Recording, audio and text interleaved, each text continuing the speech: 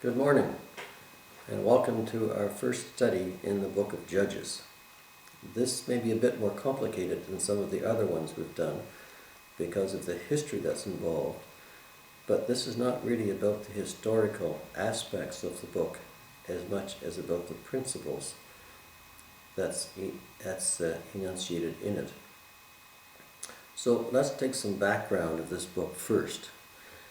First of all, the title Judges does not refer to the typical judge we think of today. These were leaders that God brought forward to help lead Israel at a time when they needed leadership. So these were actually leaders of Israel. And the book of Judges actually covers 14 different judges brought forth at various times because of what was going on in the state of Israel at the time. It was believed that the book was written by the prophet Samuel, and it covers the period between the end of Joshua and the time of Samuel when he crowned the first king, Saul, the first king of Israel. It covers a period of about 300 to 400 years. And in order to understand the book, it's important to go back and pick up some of the principles, some of the commandments which God had laid out to the Israeli nation beforehand. And it's important to understand how God's precepts must be followed if the country or a person is to be successful. It's stated that the time we're living in today is more like the time of the book of Judges than at any other time. So the book of Judges is really relevant to what is going on in the world today, even though it's taken place thousands of years ago.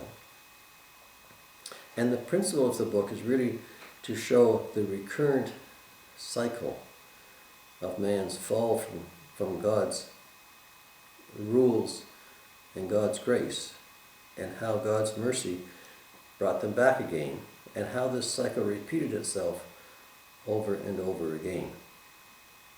So there are at least 7 cycles of this continued activity reported in this book. But it's important to lay down the principles which led to this book and to the way it's written and the way it's explained.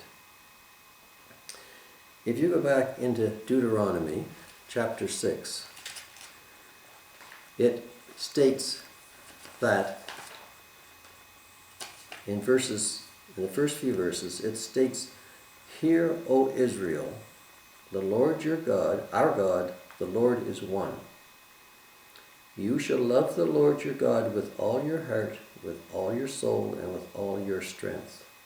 And these words which I command you today shall be in your heart. You shall teach them diligently to your children, and shall talk of them when you sit in your house, when you walk by the way, when you lie down, and when you rise up. You shall bind them as a sign on your hand, and they shall be as frontlets between your eyes. You shall write them on the doorposts of your house and on your gates." What he's saying is, it was important to maintain the principles, the commandments which God had set out, and to teach them to your children, to teach them to your generations that follow. And this is an important point which we'll brought up later on. So, it's important to follow God's commands. Now, to go back in the story, Moses led the children out of Egypt and through the wilderness and toward the promised land. Now he put up with all the whinings and the complainings and the misgivings of the Israeli people, their stiff-necked responses, as he put it, for 40 years. And yet there was an incident which is reported in Numbers 20, where God asked Moses to speak to a rock so it would bring forth water. Moses, in his frustration apparently, struck the rock and it brought forth water. But as it says, as the Bible states in verse 12, because you did not believe me, to hallow me in the eyes of the children of Israel, therefore you shall not bring the assembly into the land which I have given them. Moses was not permitted to enter the promised land because of this mistake. So his leadership passed on to Joshua. Now, Joshua led the chosen people, and in chapter 7 of Deuteronomy, it lists some of the commandments which God said about coming into the promised land. And the whole chapter is important. Let me read a few portions of it. When the Lord your God brings you into the land which you go to possess, and has cast out many nations before you, the Hittites and the Gashites and the Amorites and the Canaanites and the Perizzites and the Hivites and the Jebusites, 7 nations greater and mightier than you. When the Lord your God delivers them over to you, you shall conquer them and utterly destroy them. You shall make no covenant with them, nor show mercy to them, nor shall you make marriages with them. You shall not give your daughter to their son, nor take their daughter for your son. For they will turn your sons away from following me to serve other gods. So the anger of the Lord will be aroused against you and destroy you suddenly. So this is a warning that God put going into the promised land, going into the land which he had said he had given to the chosen people, to the Israelites. So Joshua knew this. And it says in Joshua chapter 20, or chapter 10, verse 40. So Joshua conquered all the land, the mountain country and the south, and the lowland and the wilderness slopes, and all their kings. He left none remaining, but utterly destroyed all that breathed, as the Lord God of Israel had commanded. And Joshua conquered them from Kadesh Barnea as far as Gaza, and all the country of Goshen, even as far as Gibeon. So Joshua carried out God's commandment. Now, this is what God had commanded. And you have to ask, why would God ask Joshua to destroy these people?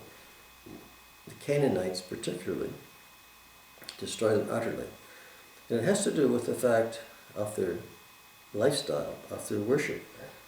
Just as he destroyed the earth at the time of Noah, because everything that man did was evil, and man's thoughts were constantly evil, so were the thoughts and the activities of these countries. There's a passage that is from a book from Gary Inring, Hearts of Iron, Feet of Clay. And this passage describes what the reason, or why the reason to annihilate the Canaanites. But if you knew something about their religion, and this is a quote from that book, the Canaanite religion was based on the concept of sympathetic worship. That is, you worship your God by behaving as he does. The result was that Baal was perhaps the most degraded and degrading form of worship ever practiced on earth. The Canaanites engaged in temple prostitution, fertility rites, drunken sexual orgies of the most debased variety, idolatry, snake worship, homosexuality, and even human sacrifice. They sacrificed their own babies. Baal worship was bad wherever it existed, but in Canaan it existed in its rawest form. Everything about it, its view of God, its moral standards, its ethics, its values, its rituals, stood in absolute and total contradiction to everything God had revealed about himself to his people. This is a quote from the book, Hearts of Iron, Feet of Clay. But this describes how the Canaanites and how these other countries lived, and probably why God wanted them utterly destroyed. And this will come out later on in the book with great clarity. Now, God had also said back in Leviticus, he had written the promise of blessings and retribution. If you follow what God had said, and what would happen if you did not follow what God had said. So, he said in chapter 26 of Leviticus, and I'm not going to read the whole chapter, but just highlights, he said, if you walk in my statutes, I will give you rain in season. Your threshing shall last till the time of vintage. I will give you peace in the land. I will rid the land of evil beasts.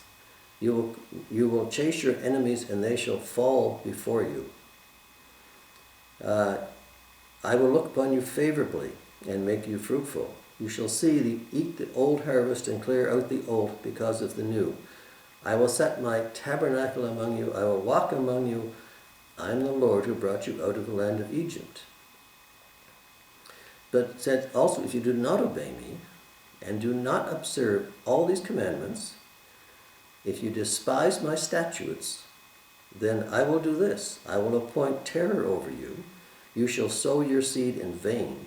I will set my face against you, and you shall be defeated by your enemies. Those who hate you shall reign over you. I will punish you 7 times more for your sins. I will break the pride of your power. I will make your heavens like iron and your earth like bronze. Your strength shall be spent in vain. If you walk contrary to me, I will bring on you 7 times plagues according to your sins. I will also send wild beasts among you, etc. It keeps going on and on. So what he was doing is saying there's a promise if you follow his ways, and there was curses if you did not. Now, when I go through this, think of what we're going through today, and just keep this in mind, because the parallels are quite remarkable.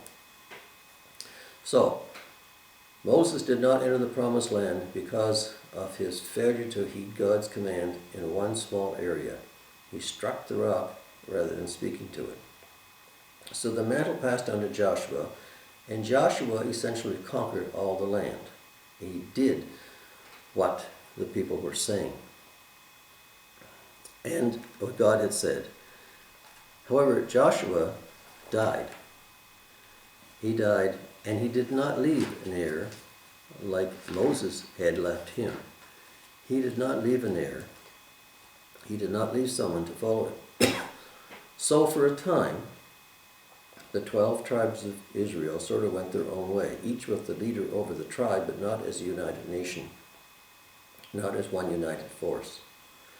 So we get into the book of Judges.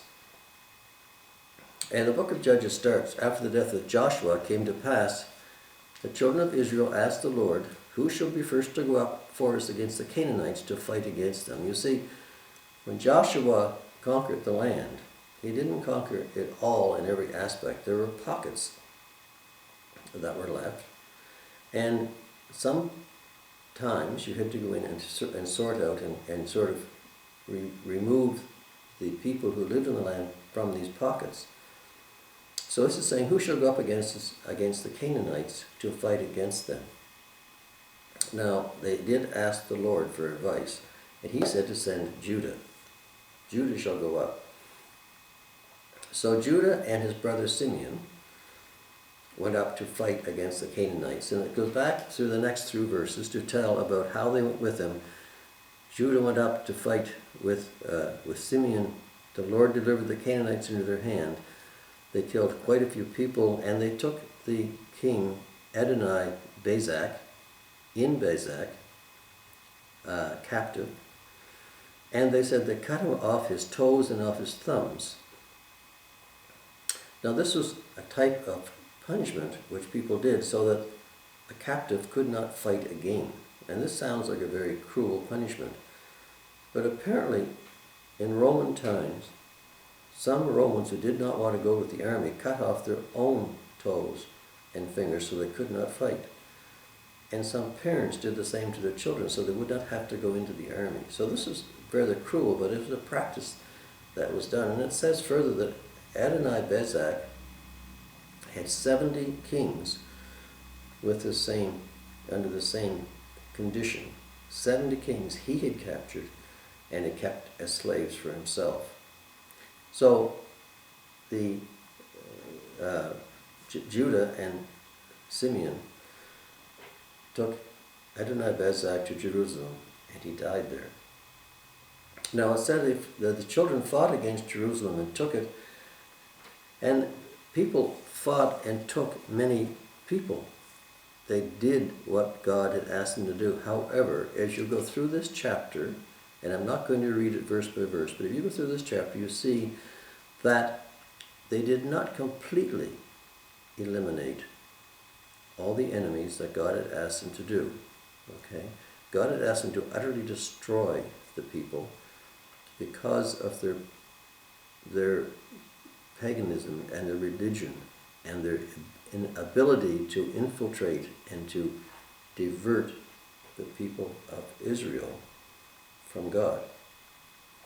And it says here that in the lower verses, verse 9 and 10, it said that the children of Judah went down to fight against the Canaanites who dwelt in the mountains in the south and in the lowland. Then Judah went against the Canaanites who dwelt in Hebron, and they killed Sheshai, Iman, and Tamai. Now, these people who dwelt were people of the Canaanite religion, and there were also the giants that the people had encountered when Caleb and Joshua went into the land as scouts. Initially, when many of the scouts said these people were too large, were too big, then they could not be defeated. But only 2 people said they could be defeated, and they were the ones that survived to go into the promised land. So it goes on to say Caleb made a promise to someone, to Kirjath, whoever attacks Kirjath Sephra and takes it, I will give my daughter as his wife. And this is another aspect of showing prayer, how prayer sometimes works. If you pray and know what you're praying for, the same thing that this daughter asked her father for something, we are supposed to ask God ourselves for what we know and what we know we need. And this is what this is in here for. Caleb the father, gave his daughter the upper springs and the lower springs that she requested. So there's a sign here, because if you need something, you are supposed to ask your Father in heaven, God, for what you need. And this is shown up later on in this book. So Caleb gave her the springs. Now the children of the Kenite Moses' father-in-law went up from the city of Psalms, which is Jericho, or around Jericho, into the wilderness of Judah, and they went and dwelt among the people. And Judah went with his brother Simeon, and they attacked the Canaanites who inhabited Zephath and utterly destroyed it. Judah took Gaza, Ashkelon with his territory, Ekron with his territory. So the Lord was with Judah, and they drove out the mountaineers, but they could not drive out the inhabitants of the lowland, because they had chariots of iron. Now this is the first real sign that something was going awry. When the Egyptians came after the Israelites at the Red Sea, they had no problem being defeated. They had no trouble, the Israelites had no trouble, with God's help, overcoming the Egyptians. And in other places it says about chariots of iron being overcome by the armies of God. And the Israelites had, under Joshua, accepted the fact that they could do things with God's help. But now it's saying that they could not overcome because they had chariots of iron. This is the first time, this is one of the first times when there's evidence that these people are losing their faith in what God could do. So they gave Hebron to Caleb, as Moses had said. Then he expelled from them the 3 sons of Anak. But the children of Benjamin did not drive out the Jebusites who inherited Jerusalem. So the Jebusites dwell with the children of Benjamin in Jerusalem to the day of this writing. And there are further episodes where the tribes of Israel, the house of Judah, the house of Joseph, and the Lord was with them, but when they came to certain areas, they did not defeat the people completely. Manasseh did not drive out the inhabitants of Bethshean and its village, or the inhabitants of Megiddo and its villages, for the Canaanites were determined to dwell in that land, so that the people of Israel were faltering in their overall mission, is what it says. When it came to pass that Israel was strong again, and they put the Canaanites under tribute, but God had said to utterly destroy them, not to put them under tribute, but they did not completely drive them out. In verse 29 it says, "Nor did Ephraim drive out the Canaanites who dwelt in Gezer, so the Canaanites dwelt in Gezer among them." Now, there's a little principle here. First of all, there's a tolerance. They tolerate the Canaanites because they did not drive them all out. They tolerate them being there, despite of God's direction to completely destroy them. They tolerate them. Now they're starting to dwell among them, so they're now starting to become more incorporated, not just tolerated, but now they're almost incorporated into the society that's being built. Nor did Zebulun drive out the inhabitants of Kitron, or the inhabitants of Nebaleth. So the Canaanites dwelt among them, and were put under tribute. Nor did Asher drive out the inhabitants of Akro, or the inhabitants of Shishon, or of Abad. The Asherites dwelt among the Canaanites, but they did not drive them out. Nor did Naphtali drive out the inhabitants of Beth Shemesh, or the inhabitants of Beth Anath, but they dwelt among the Canaanites. Note where God has said, go in and conquer the land and utterly destroy, drive out, get rid of all the people that were there because of their practices, because of how they did things, how they practiced, how they worshipped, who they worshipped. Now the Israelites were only partially getting rid of them. They were tolerating them. They were now incorporating them into their society. And it says that the Amorites forced the children of Dan into the mountains, and they would not allow them to come down to the valleys. So now the Amorites, whom the Israelis were supposed to conquer, were actually forcing the children of Dan up into the mountains, and were taking control again themselves. So what we have here is the setting of the whole book of Judges. The simple fact that after Joshua died, he had no real heir. He had no real succession of leadership. And the individual tribes of Israel all went their own way in a sense. They did their own thing. They had no real overall leader. And instead of doing what God had suggested they do and ordered them to do, and referring back to what he had said if they did or did not, as it said in the book of Leviticus, that they actually started tolerating these people and incorporating them into their society and letting them start to call the shots as they did with the tribe of Dan. So this is what is the basis of this book, and it sort of lays the groundwork for what comes next. So this is really the end of chapter 1. I hope I've sort of laid the groundwork sufficiently for you to understand what we're going to be dealing with as we go forward. So I'm going to leave it here. I'll try to do chapter 2 next week, and then we'll get into the real gist of the book, because chapters 1 and 2 are really the introduction to the rest of the study. So I'm going to leave it there for now. I hope you understood what I was saying. Thanks for joining me, and I hope to see you again next week. Bye for now.